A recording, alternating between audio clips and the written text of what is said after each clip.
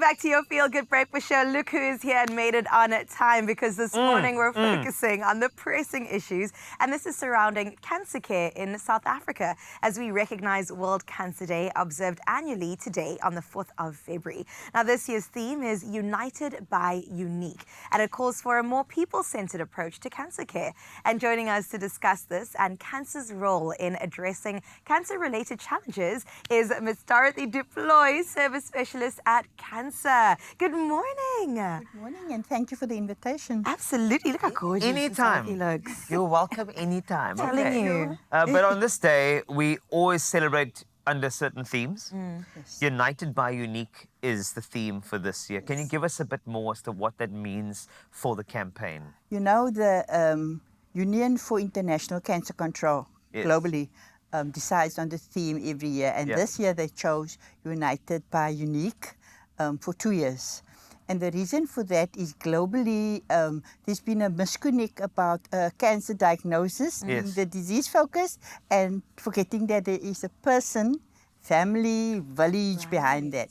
So they said that this year we're going to focus on that, to bring everybody involved in cancer care to the realization that the patient needs to have a people-centered approach. Love this. And you'll be surprised how many survivors just embraced the theme.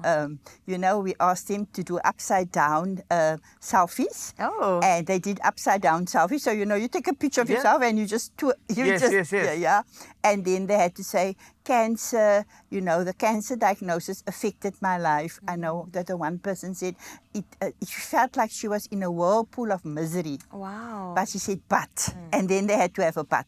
But I've survived it. Sure. I'm here, and I really am kicking cancer's butt. So. Yes, Love it. I'm so here for that. So that story is what gives hope, and you know. I love that there's the option for hope. You know what I'm saying? That's not where your story ends. There's so much more to come.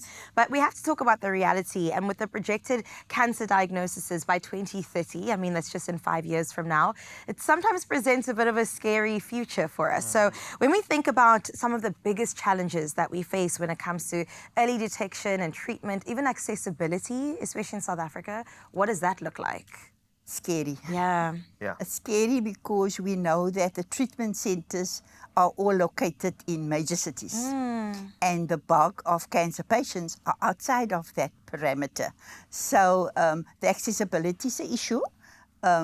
A cancer patient a person that thinks they might have a scare aren't able to just walk in anywhere, and so accessibility is an issue. And then of course the late diagnosis, machines breaking down, etc. So all of that is what the cancer patient have to deal with, on top of the fact that they think they might have cancer. Right. Yeah, That is, and you want early detection. You know, you need that in several cases. But that's why you are there. That's why cancer is there to assist in any way. And I know that your advocacy for making sure people are supported, it's always there. And if there's anything that somebody would need to hear right now in terms of seeking resources, somebody that feels like they don't have access, how is cancer bringing that closer to people who need access to that assistance? Yeah, we've got various programs.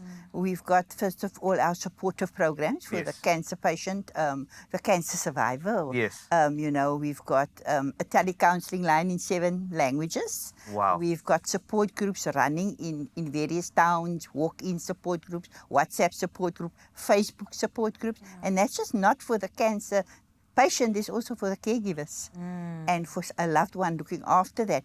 And then we have our care centers where you can walk in and ask to speak to somebody. Our biggest role is the whole issue of access, and we've got a beautiful, wonderful advocacy department. And so what we do is, if somebody contacts us via the website, etc., saying, look, I'm really struggling, I've been told I must wait so long before I'm going to be seen, I keep on hearing the machines is broken down, etc., because of our relationship with the government departments, we are able to then investigate and say, look, this is a case, this is everything, and try and smoothen that for the cancer patient. Beautiful. So that is our role when it comes to advocacy, support, support to the family, Yes. group work, etc. So we come into the life of the cancer patient when they have just heard that they've got cancer, be it at any stage of the cancer. Yeah. That's beautiful. And I love that you've also mentioned that the community is taken care of, because I can tell you now that cancer affects all of us. It is so common and so prevalent. But when we talk about maybe offering a bit of hope in terms of just managing your health before maybe it even gets to that point, do you have any measures that one could even take today to take a hold of their life and make sure that they are taking charge of their health? Yeah, we promote know your family history. That's the first thing you need to do. Go for your testing regularly. Once a year, women pap smear, breast examinations, etc. Male prostate, testicular self-examination. So there's various tests that you can do. We've got a beautiful website. They can go on there and see. But also to take note, if your body's telling you something isn't right, then it usually isn't. And don't wait. Don't wait because of the fear of what the doctor is going to say. Go and have a test, go and have it checked out. And if you're not happy with the first consultation, go for a second opinion.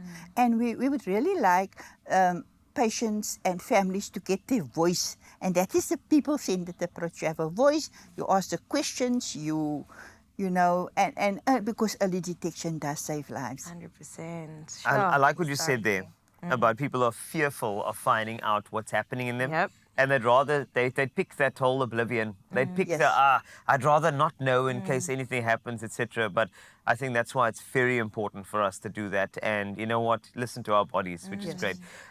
We don't want you to go anywhere. We have another part 2. We need to chat about more things. If you have any questions, 063-408-8863. Dorothy will be on this couch for you as we are acknowledging that it is indeed Cancer Day today. It is Cancer Day, and it only seems appropriate that we celebrate Pharmacy of the Week, where we get into dedicated professionals shaping the healthcare system. Now, this week we shine the spotlight on Willow Park Pharmacy in Roodepoort, proudly brought to you by Adcock Ingram OTC, sponsors of Brave. It's my feel-good breakfast show. Welcome back. It's a Feel Good Breakfast Show. We'd love to make you feel good, but also inform you where needed. And we're back with Dorothy Deploy from Cancer, exploring the United by Unique campaign and the ways individuals and communities can contribute to improving cancer care in South Africa, and more importantly, awareness around cancer too. So, Dorothy, to continue our conversation on this very important day, United by Unique, I think a large part of cancer's drive is to make sure people feel seen, feel heard, feel understood, feel like someone's in their corner. And what are the ways that you are implementing this type of mantra? I think that what we do is we've got a beautiful setup.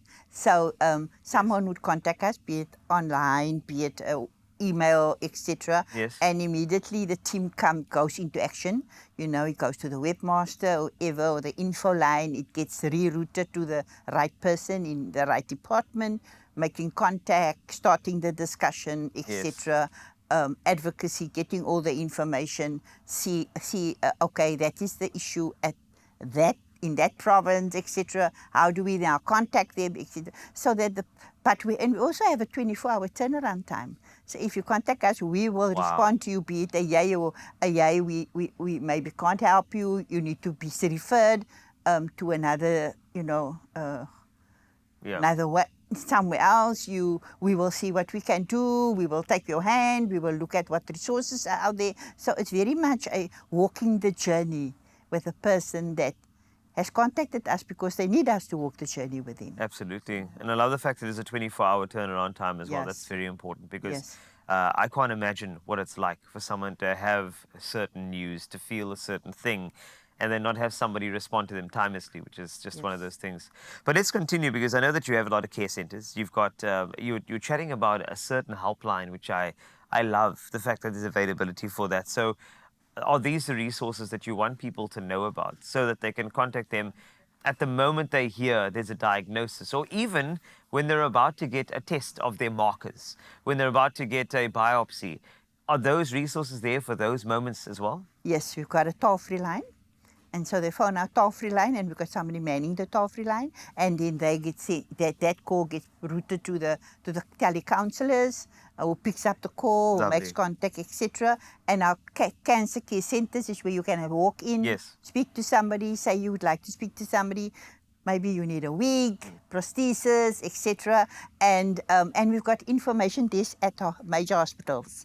So the information desk is where the patient can come when they come in for their treatment. They can come to the information desk. There's volunteers, etc., manning it, and they can tell them about cancer, the organization, and what it is we do, and how we can assist. Because those are usually your patients coming into your treatment center are from outside of the parameter of the hospital. Oh, yeah, you know, yeah. they're coming in for their treatment, Yes. etc., and they don't always know. So our information is about 2-3 years old now that we started that in partnership with the hospitals, made space at oncology, where the patient go, where they're going to get the bad news, let's be there. Yeah. So we've got information desk, we've got telecounseling line, we've got a website, we've got a webmaster that manages the website and responds to every request, and then we've got our advocacy, etc. Yeah, this is wonderful. I mean, it's a full-scale resource center, Yes. which is calming for many people who are going to embark on a journey, who are about to get a test. If that's you, there is assistance out there, which is so powerful. But I think it's important in this light that you want to get people to share their unique experiences, which is why this concept United by Unique, because I think everybody's journey, you feel so alone. No one knows what you're feeling. No one knows what you are going through. But as soon as people start sharing stories, you start finding out, hey, there's a part of that story that reminds me of myself. I'm not alone. Is that why you want people to share these unique stories? Yes, because you'll be amazed. People cry when they hear the stories of others. Because number one, they're not alone. Number two, they didn't know others were going through what they were going through. Yeah. And so this is the sharing of the stories on Facebook, on social media, in groups, etc., where there's I've got cancer. I'm going through treatment. There will be somebody in the group that has gone through that. Yes. That can take me through the process and say each person's journey with cancer is Yes. unique, but also their shared experiences. And that's why United Yes. by Unique. Yes. Unique stories, shares of vulnerability, but more importantly, being powerful together, which I love. If you were to have a message to somebody who is apprehensive about what this is, about sharing their story, about sharing that they have got a diagnosis, what do you want to say to them now? I firstly want to tell them they can be anonymous. Okay, You know, they can block out their face okay. and share their story, and but that they can share by sharing your story, by writing your story, you kind of, and also the message from the UICC CEO was that it's important that cancer patients are heard, seen, and are given attention to. Yes. Absolutely, which is wonderful. And Dorothy, thank you so much for your time here today. You've been wonderful. I do want to mention that there are some free screenings that I want you to see. And we have these here. So as you can see, Affordable Primary Clinic, 6th of Feb. That's an opportunity for you. Anonymity Vital, 9 February. That's there for you as well. That'll be in George. And then Klebecha, 9 Feb as well, from 9 a.m. to 3 o'clock. As you can see, Malmesbury as well. So there are many screening locations thanks to cancer. And just remember that you aren't alone. There are resources for you. And by understanding and integrating the unique needs of individuals such as yourself into cancer care, we can work towards a future with better access, improved outcomes, and greater support for all.